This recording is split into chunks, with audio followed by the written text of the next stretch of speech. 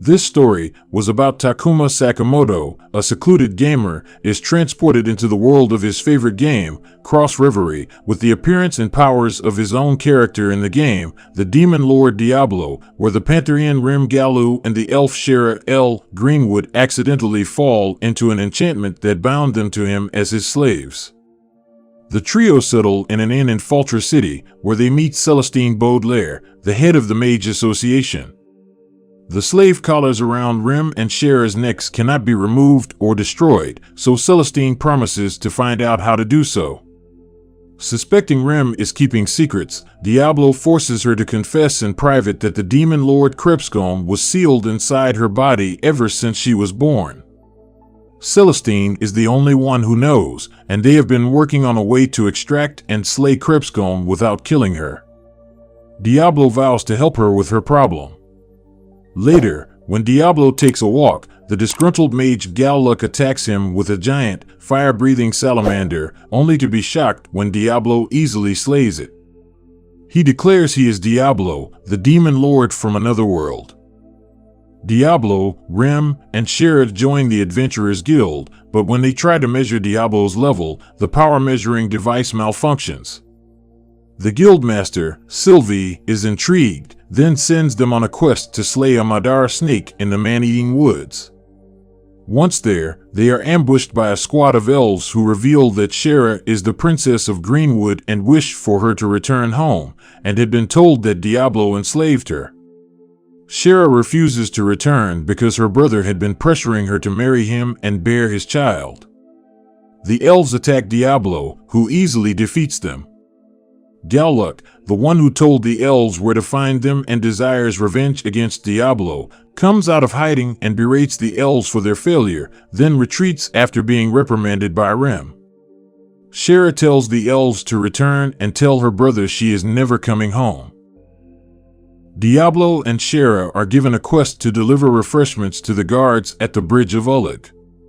Emil Bitchelberger, who thinks Shera and Rem are unwilling slaves, attacks Diablo and is quickly defeated. Then the girls explain the situation to him, so he leaves. As Diablo and Shera make the delivery, the guards report a massive army of fallen is approaching. Aware the guards will not survive without help, Diablo volunteers to defend the bridge. Back in the city, Celestine tells Rem that she fired Galleu for his actions, then states her suspicions that Diablo is actually a fallen. Galleu bursts in and hysterically demands to hear that he wasn't fired. He suddenly stabs himself with a cursed dagger, causing his body to be possessed and transform into the fallen Gregor. Diablo defeats the fallen left and right, then their commander, Edelgard, appears and challenges him to a duel. Gregor pursues Celestine and Rem, aiming to kill Celestine to destroy the protective barrier she placed around the city. When they are cornered, Emil and several adventurers defend them. Edelgard is unable to significantly harm Diablo. When a messenger explains the situation with Gregor, Diablo fires a massive spell called White Nova that erases the fallen army and most of the land, but to Diablo's amazement, Edelgard is only left naked and is mostly unharmed, and she acknowledges him as a demon lord. Diablo teleports himself and Shera back in time to save Emil from death. Vengeful for all the people Gregor hurt and killed, Diablo humiliates him with his magic until he begs for mercy, then kills him.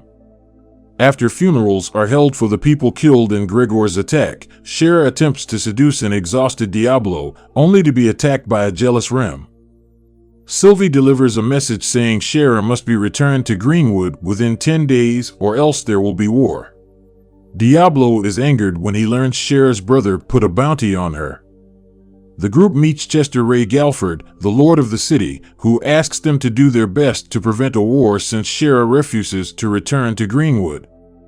Chester assigns Alicia Christella, an Imperial Knight, to assist them.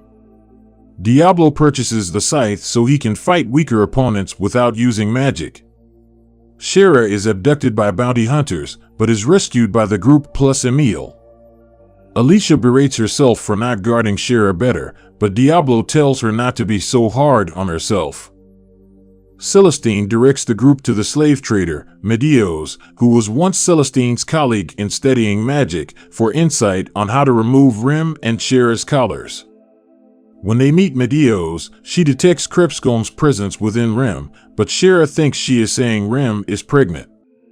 Medeos explains a master can remove a collar by pouring their magical energy into their slave's body.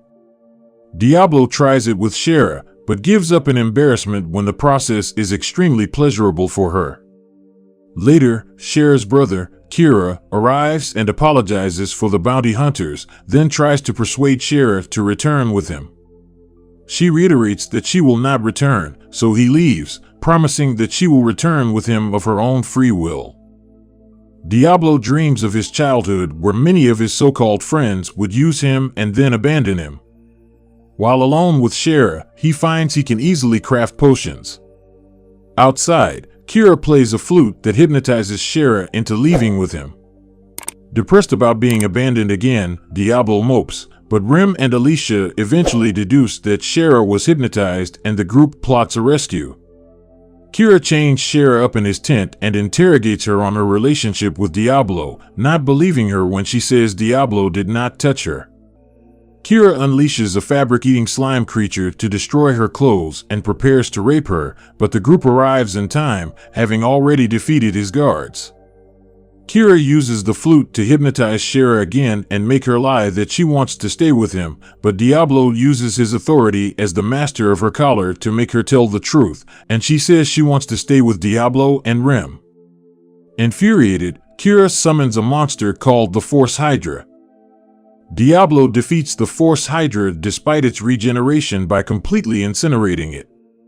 Shera asks him to spare Kira as he is still her brother, and he agrees, but Chester appears and beheads Kira. Chester has his army round up the already beaten elf troops and attempts to capture Shera, stating his plans to conquer Greenwood. Chester traps Diablo in an energy sphere and destroys Alicia's sword when she tries to defend Shera. Diablo breaks free and battles Chester, evenly matched, and narrowly wins. Alicia threatens to report Chester's unethical actions to the king, so he surrenders and withdraws his troops. The group heals the elf troops with potions and comforts Shera over the loss of her brother. Later, Sylvie serves an exhausted Diablo a drink meant to restore energy, but he becomes drunk and mistakes her for a body pillow. He grabs and caresses her, much to her embarrassment.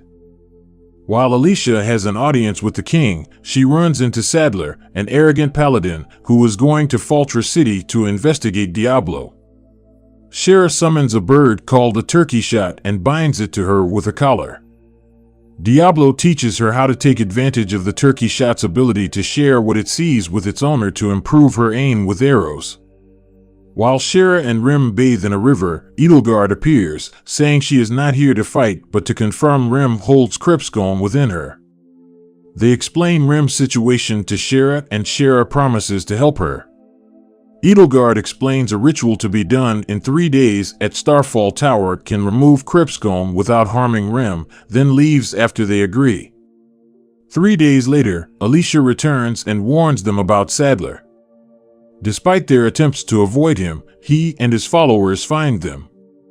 Sadler condemns Diablo's friends for consorting with a demon lord and injures Rem with magic. He then tries to turn Diablo to stone, but Diablo reflects the spell and Sadler is turned to stone. The group goes to Starfall Tower. Edelgard explains Diablo must pour his magical energy into Rem through her vagina to release Crepscomb. Despite his embarrassment, he does it, and what emerges is at first a towering, hideous demon, but then it transforms into a cute little girl. Crepscomb has amnesia, and when Shera feeds her biscuits, she is enamored with the taste and decides not to wipe out the mortals. Alicia protests, but Edelgard is loyal to Crepscomb and accepts it. Disappointed in Crepscomb's weaker form and refusal to kill, the fallen Ulrix appears and attacks her, but Edelgard and Diablo drive him away. As they approach Fortress City, Edelgard leaves since Fallen are not welcome. They change Crepscomb's name to Clem to avoid a panic. An exhausted Diablo is embarrassed when Shera and Clem strip and rub against him to donate magical energy. In private, Alicia remembers how she suffered from abusive parents and superiors and wants Crepscomb to wipe out all the mortal races. Meanwhile, Sadler turns back to flesh and vows revenge. The group tells Celestine about Clem, and she is happy that the Demon Lord is not evil. While separated from Shera and Diablo, Alicia betrays Rem and Clem to Sadler and they are arrested. Alicia's plan is to traumatize Clem until she returns to her true self. Sadler takes them to a church where he intends to torture Rem until she confesses to worshipping a demon lord. Diablo and Shera search for them, while a massive army of fallen marches toward Faltra City. Clem tries to protect Rem, but when Sadler attempts to strike her, Rem shields her with her body and is impaled several times. Clem snaps, returns to her original demon form, kills Sadler, and blows up the church. As she rampages, Diablo and Shera arrived. Alicia joins the army of Fallen, and she, Edelgard, and Ulrich celebrate the return of the true Crepscomb. As Shera treats Rem's injuries with potions, Diablo battles Crepscomb and greatly damages her, but cannot keep her down. After Emil protects the girls from debris, Rem reveals she is all right, causing Crepscomb to revert to the little girl Clem. The army of Fallen turns on Alicia for her failure, but Edelgard holds them off and tells her to flee. Sylvie attempts to kill Clem for the destruction she caused, but relents when Diablo casts the spell to bind Clem to him as a slave and make a collar appear around her neck, as a slave cannot disobey their master.